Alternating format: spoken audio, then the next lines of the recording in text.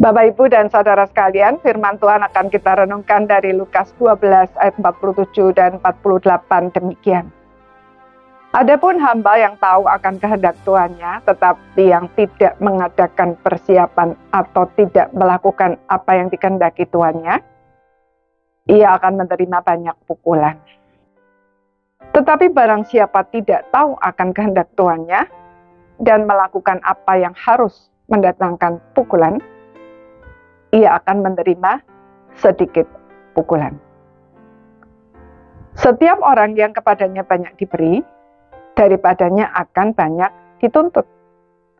Dan kepada siapa yang banyak dipercayakan, daripadanya akan lebih banyak lagi dituntut.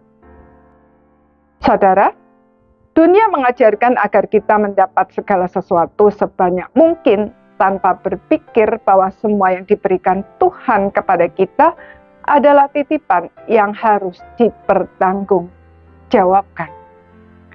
Tuhan Yesus berkata, yang banyak diberi akan banyak dituntut.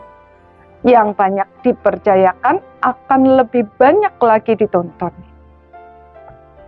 Ini berlaku dalam segala hal. Uang, kedudukan, popularitas, dan lain-lain, termasuk harta sorgawi, yaitu firman Tuhan. Yang tahu banyak tetapi tidak melakukan akan mendapat banyak pukulan. Yang tidak tahu pun jika berbuat salah akan mendapat pukulan tetapi sedikit. Kalau demikian, apakah berarti lebih baik kita santai-santai saja, tidak usah bekerja keras, apalagi belajar firman Tuhan secara mendalam? Nanti kalau banyak mengerti malah dituntut banyak. Seminggu sekali dengar khotbah kan sudah cukup. Saudara, jika kita berpikiran demikian, maka iman kita patut dipertanyakan. Sebab orang yang benar-benar beriman tidak mungkin tidak haus akan firman Tuhan dan rindu memahaminya secara mendalam serta melakukannya. Dengan demikian bisa memuliakan Tuhan dan memberkati sesama. Paulus di dalam 1 Korintus 15 ayat 10 berkata, "Tetapi karena kasih karunia Allah, aku adalah sebagaimana aku ada sekarang, dan kasih karunia yang dianugerahkannya kepadaku tidak sia-sia. Sebaliknya aku telah bekerja lebih keras daripada mereka semua. Tetapi bukannya aku, melainkan kasih karunia Allah yang menyertai aku." Saudara, hidup di dunia ini singkat. Kekuatan dan kemampuan kita untuk belajar dan bekerja juga terbatas.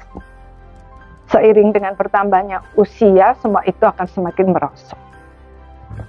Karena itu, mari kita pergunakan kesempatan yang masih ada sekarang untuk belajar, bertumbuh, dan berkarya semaksimal mungkin. Tuhan Yesus berkata, "Berbahagialah hamba-hamba yang didapati tuannya berjaga-jaga ketika ia datang.